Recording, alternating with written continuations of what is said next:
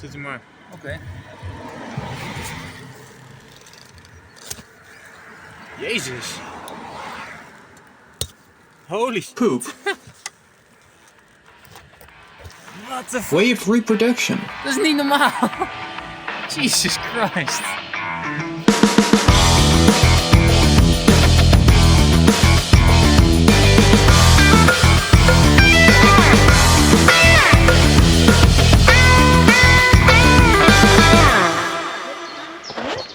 Het is leuk als je weer samen terug kan rijden.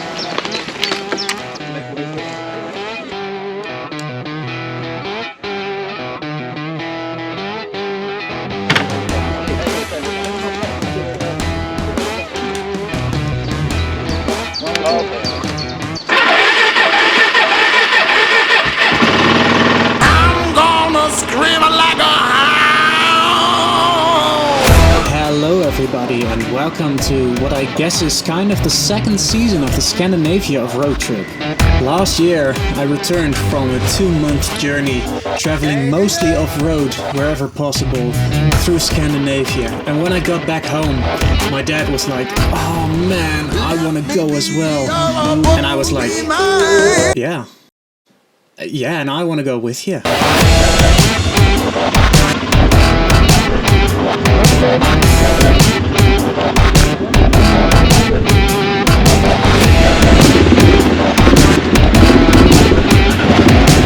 So we did. We saved up and my dad actually bought a TT 600R Delgada Yamaha. And I was on my trusty DRC 400. And on those bikes we headed north. Now in Germany we did some very light off-roading. However, we did not expect adventure to find us so quickly. Wil dat? We hebben een tangetje nodig.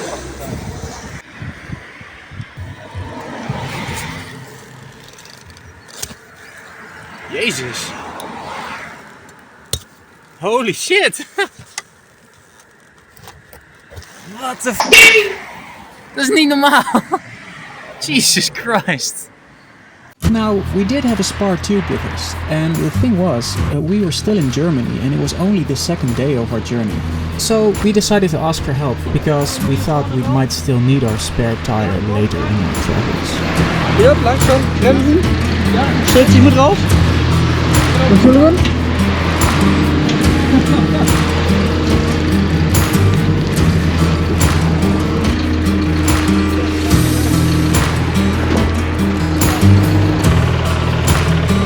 We think the garage where they brought the bike only repaired trucks, because when trying to replace the tube, they actually punctured it. And it was also the only tube they had that would fit. So instead of replacing, they repaired the original tube, and without trying to be obnoxious, we asked if we could replace it ourselves, which they let us. The following morning we took the ferry to Denmark, and in broad lines we were planning to make about the same trip that I made last year. However, we would be taking different parts of the TET, the Trans-Euro Trail, a network of roads that avoids tarmac as much as possible. If you're traveling up north through Denmark and you are following the TET, then there's just one route up. So in this case it was the same thing I rode last year. There is not much off-road through Denmark, however it is a very nice ride and we did have lunch at a beautiful beach.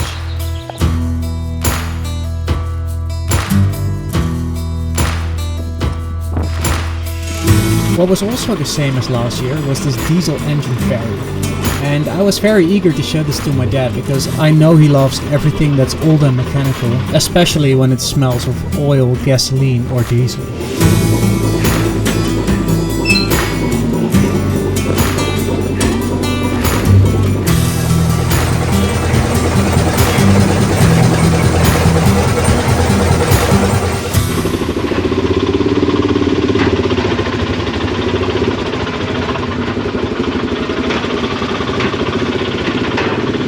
After we got off the ferry, we headed further north and we also decided to have a quick look at the chalk cliffs of Denmark. We did know that we needed to descend 128 meters of stairs and that we also needed to ascend the 128 meters of stairs again. However, we thought it would be a great idea to do this in full motorcycle gear. So, having done our yearly workout, we continued on and we slept at this beautiful little camping site at the edge of in the middle of Denmark. Next up, we had to conquer the concrete jungle of Copenhagen. This turned out to be a little more of a challenge than we initially thought it would be, because my dad's bike started running weirdly and started stalling all the time, which normally would be annoying. However, please note that the TTR 600 is kickstart only and it was 30 degrees.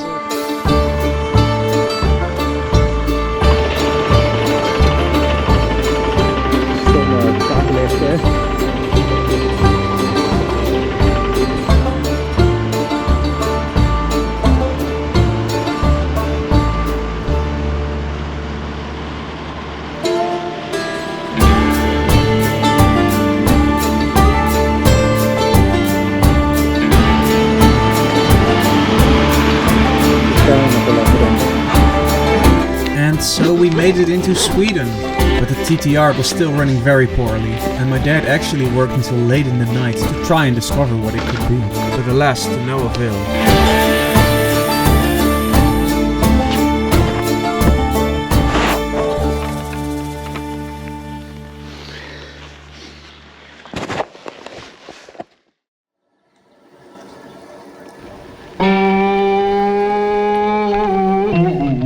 The next morning, however, we packed up our gear and we carried on. This was also the first time that my dad rode longer distances on gravel roads. As long as you kept throttle on the TTR, things would be relatively fine.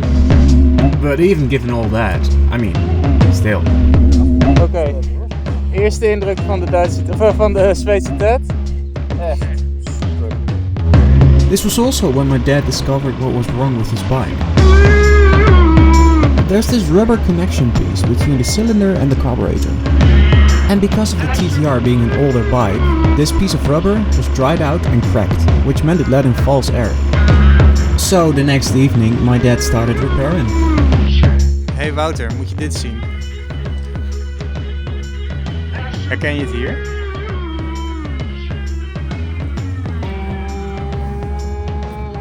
Goed, nieuwsupdate, samenvatting.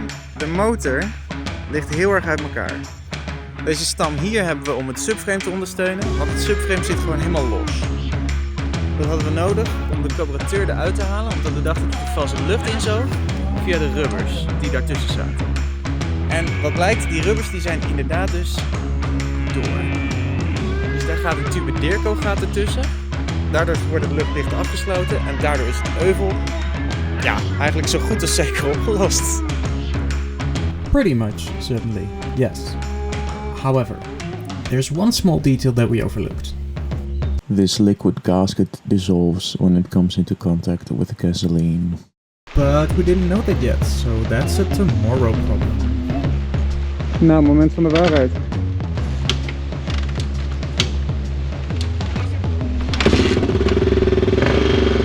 Ja joh. Als een zonnetje.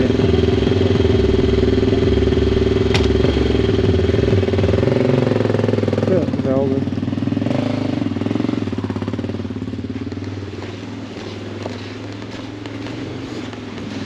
Ik wou net zeggen, ik zou niet via daar gaan, hoe leuk dat ook is.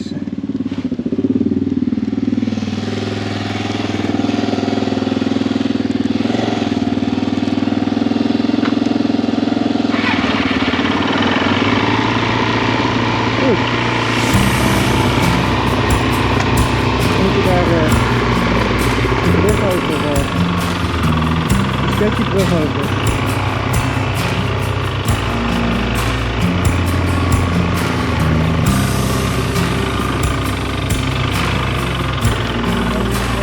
Ja, zet die brug over.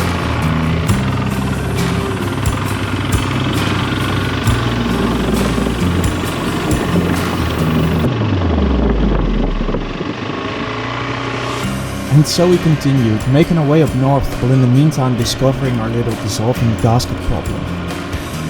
We looked very hard for a replacement, but it was very difficult to find one, And ultimately we ordered one in Sweden that we could pick up in Finland, which was shipped from the Netherlands. For now though, we stopped the false air intake with an inner tube of a bicycle with zip ties strapped around it. This temporary solution, however, brought us all the way to Kapellskär, where we would take the ferry to Finland.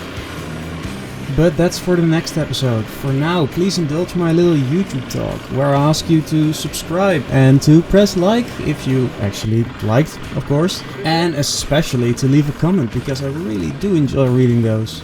But regardless, thank you very much for watching, and I'll see you in the next one.